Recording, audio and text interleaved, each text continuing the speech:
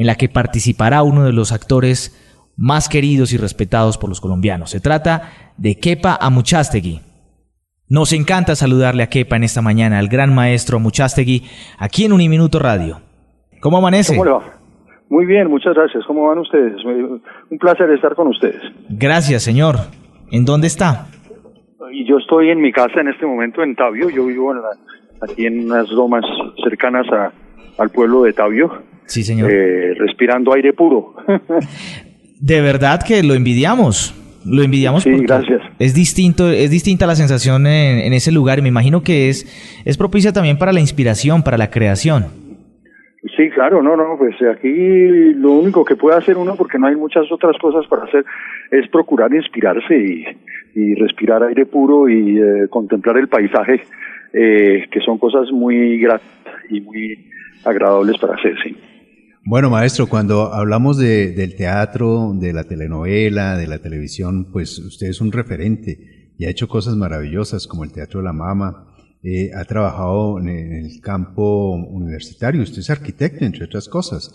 Usted es parte de esa historia del arte colombiano. El teatro, hablemos un poco del teatro en Colombia. Realmente es muy fluctuante, a veces brilla y a veces pareciese que se desapareciera y vuelve otra vez a resurgir. Cuéntenos un poco de esa experiencia suya en el campo teatral colombiano. Bueno, pues fueron 20 años, mis primeros 20 años de carrera. Empecé paralelamente a mis estudios de arquitectura hace muchísimos años y duré 20 años como teatrero purista. Después abandoné un poco eso porque caí en garras de la televisión y últimamente he vuelto a regresar, digamos, a mis raíces y he estado escribiendo y haciendo un poco más de teatro del que dejé de hacer durante esos 20 años que viví prisionero un poquito de la televisión. Pues, ¿qué te puedo decir? Fundé, sí, efectivamente, primero que todo, el grupo de teatro de la Universidad de los Andes. Yo fui uno de los miembros, no tanto como director al comienzo, sino como actor primero, del primer grupo de teatro de la Universidad de los Andes. Pues pasé a ser director porque el director que tuvimos para aquella primera experiencia, que fue una obra del autor Paul Foster que se llamaba Que viva el puente, tuvo que dejarnos al cabo de un año. Él tenía un periplo de un año, vino de Estados Unidos a dirigir esa obra y se fue, y entonces yo asumí, porque básicamente porque la ignorancia es atrevida, porque yo no tenía ni idea de nada, sino que pues resulté un buen actor y gustó ver la obra, y entonces yo dije no, a falta de otra cabeza pues yo dirijo, y entonces empecé a dirigir a partir de ahí y actuar también. Después colaboré con el primer montaje que hizo el Museo de Arte Moderno de Bogotá, que en aquella época lo dirigía Marta Traba, y después pues muy rápidamente me gané una beca para ir a Francia a estudiar teatro y todas estas cosas. Estuve allá un par de años, regresé a Colombia y ahí fue cuando fundé el Teatro La Mama, yo estuve a la cabeza de ese teatro durante sus 2 primeros años. Después me salió otra beca para ir a Inglaterra y estuve participando como observador primero y después como asistente de dirección en un par de temporadas de la Royal Shakespeare Company, donde aprendí muchísimo, sobre todo con el último maestro director con el cual trabajé, que fue Peter Brook, en el montaje que hizo de Sueño en la noche de verano.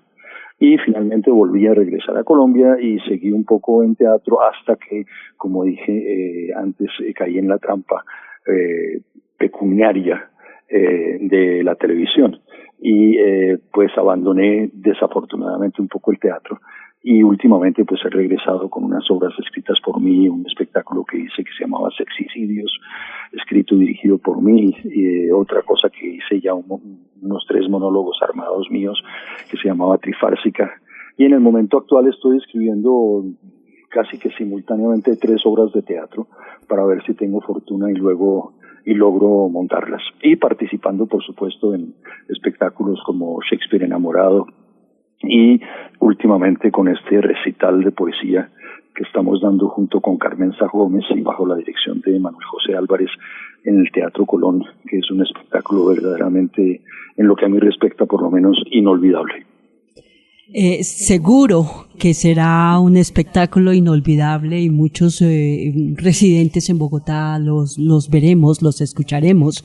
Carmenza Gómez también es una mujer de todo nuestro respeto y nuestro cariño, desde la mirada de lo teatral, de las telenovelas, ficciones, todo. Pero estoy viendo aquí, Kepa, que usted tiene una muy larga lista de producciones en televisión. Voy a leer así por encima algunos nombres. Yo soy Betty la Fea, La Elegida, Águilas no cazan moscas, Técnicas de duelo, una película también maravillosa, El coleccionista, La pezuña del diablo, Camelias al desayuno, una obra súper linda. Ha sido director también en muchas ocasiones, como por ejemplo La gente honrada, Al final del espectro, ¿Quién le teme a Virginia Woolf? También en teatro, Rosa Krantz, y bueno, ahí no sé pronunciar, Will Denster, ¿ha muerto? Pero me llama la atención entre todo esto la participación que usted hizo representando al Papa rebelde. Cuéntenos cómo fue esa experiencia.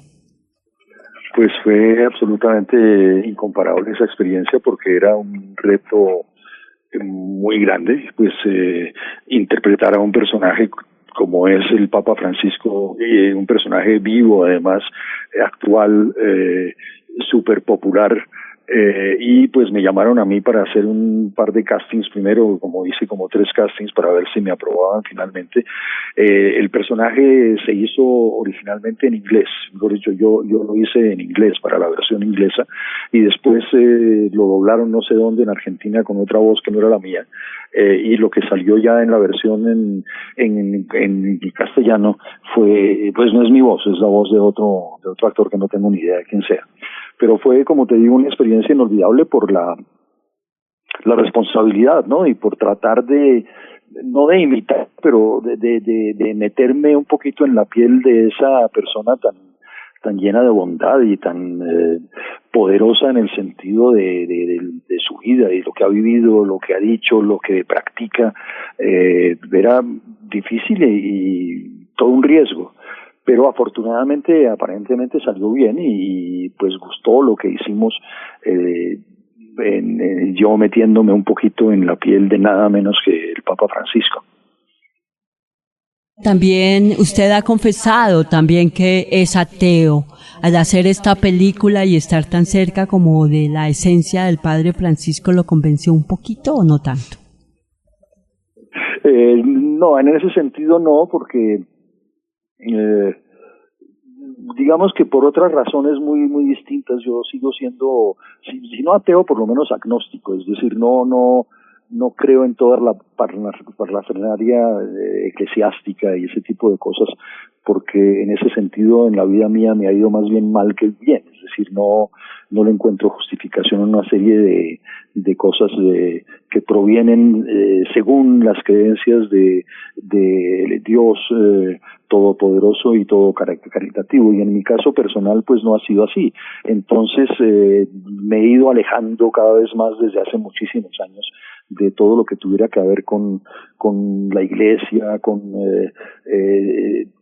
todo este ámbito que no me atrae para nada. Es decir, pienso que sigo creyendo en algo, no salimos de la nada, pero no necesariamente en los representantes de ese algo que hay sobre la tierra. Maestro Kepa, Señor. usted tiene una inmensa ventaja y es que ha trabajado en todos los sectores de la producción, es decir, ha sido director, escritor, protagonista, actor, en fin. ¿En dónde se siente mejor? A mí me encanta escribir. Lo que pasa es que escribir es muy difícil de colocar las obras que escribo. Cada día más difícil porque el teatro, por ejemplo, que yo escribo, hasta las novelas o los proyectos de televisión, una sinopsis o lo que sea que yo presento, aparentemente son dicen los productores tanto de teatro como de televisión y de cine que son complicados, es decir, que son difíciles de entender por lo que ellos llaman el pueblo. A mí me parece que no, a mí me parece que si seguimos ese parámetro de juicio, cada vez más nuestros productos, tanto de teatro, de televisión como de cine, van a ir de capa caída, es decir, van a perder contenido, van a perder significado, van a perder estímulos intelectuales y emocionales en la gente. Y yo, pues no puedo, he intentado, créame, he intentado escribir cosas malas y escribir mal, pero soy absolutamente incapaz. Me he dado cuenta que no puedo escribir mal, es decir, que no puedo menospreciar a los personajes que yo creo en mi imaginación, y procuro darles a cada uno de ellos su dosis de densidad, de dimensión, no necesariamente intelectual. Yo creo que las cosas que yo escribo pueden ser divertidas, pueden ser dramáticas, pero de todas maneras los personajes para los cuales yo escribo tienen una cierta densidad, tienen una profundidad. Sí. Hoy en día, de profundidad de la cual carecen hoy en día muchísimos de los personajes que aparecen tanto en teatro como en televisión como en cine, desafortunadamente en nuestro país. Se ha vuelto muy banal realmente esos tipos de programas, ¿no? Sí, siguiendo el parámetro de unos productores que creen que el pueblo no es capaz, el pueblo, así casi que peyorativamente llamado, no es capaz de digerir nada más que un diálogo trivial, banal, bobo, y no es capaz de digerir algo un poquito más sofisticado que los ayudaría eventualmente a entender mejor el mundo en el que vivimos. Maestro Kepa, el mundo como está cambiando tanto y los medios también, pues el escenario era o bien las tablas o bien la televisión. Ahora existe otro tipo de televisión, por ejemplo Netflix, cosas de este orden. Sí. ¿Usted cómo ve eso? Viéndolo desde una persona independiente. Sí, lo que pasa es que también, fíjese, Netflix sí es una plataforma maravillosa y están produciendo unas cosas bastante bien hechas y todo esto, pero también hay la tendencia, y también en YouTube, los youtubistas, la tendencia es a bajar los estándares, ¿sí? A limitarse a ciertas temáticas de violencia, de sexo, de comicidad gratuita, grosera en la mayoría de las veces, y eso es aparentemente también para Netflix y este tipo de nuevas plataformas, también es como el pan de cada día, es decir, se está convirtiendo en eso, ¿sí? Si usted mira Netflix, son muy pocas las películas, digamos, del cine clásico que pasan por ahí, o las películas con un cierto contenido, una cosa así, o la serie, los seriados, sobre todo los que están produciendo, y tienden más bien a producir también cosas sensacionalistas. Es decir, sensacionalistas quiere decir eso, de narcotráfico, sexo, violencia, muertes, que son ingredientes que por supuesto que tienen que existir en alguna medida para atraer al público y para producirles una especie de suspenso y cosas así, pero que debían ser manejadas con una cierta dignidad y una cierta altura, y eso cada vez también va bajando el nivel en todas las plataformas, no solamente en la televisión nuestra, sino en todas, es decir, en HBO, en Netflix, en todas partes, cosas de tanto éxito como esta saga maravillosa que hacen en Nueva Zelanda, el Juego de Tronos,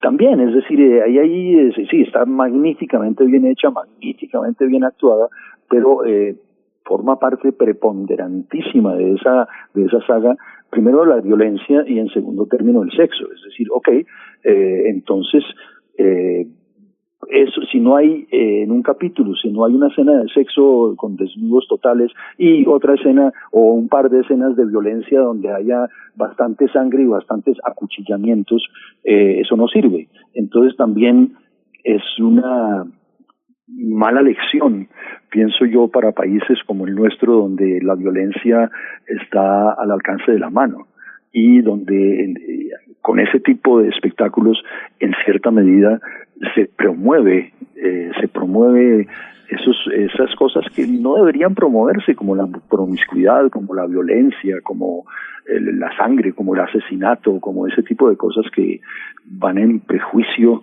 de nuestra formación y nuestra educación. Y que conste, por favor, que no soy mojigato, yo también he escrito escenas de violencia, yo también he escrito sobre asesinatos, yo también he escrito escenas de desnudos y de sexo, entre otras, una de las primeras desnudos que se hizo en Colombia en teatro, si no el primero, fue dirigido por mí, que fue en una obra que hice en el Teatro La Mama, que se llamaba Tom Paine, y donde aparecían por primera vez 5 o 6 actores absolutamente desnudos frente al público, y lo cual causó en su momento un gran revuelo. Ahora, eso no quiere decir, esos desnudos estaban perfectamente justificados dentro de la historia que estábamos contando, y no se hicieron por sensacionalismo ni nada de eso, ¿sí?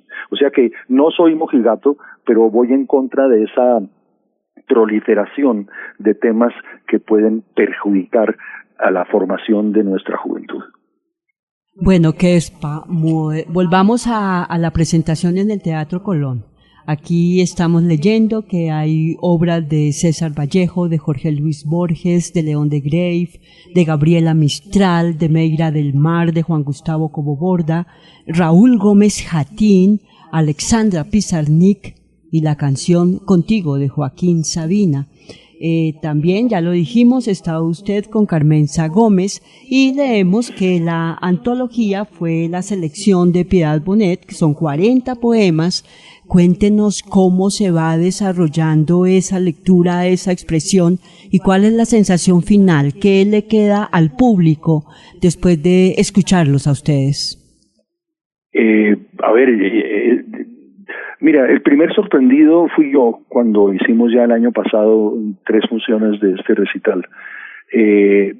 Sorprendido y terriblemente agradado por lo siguiente, porque primero que todo yo nunca había participado en este tipo de evento como un recital de poesía.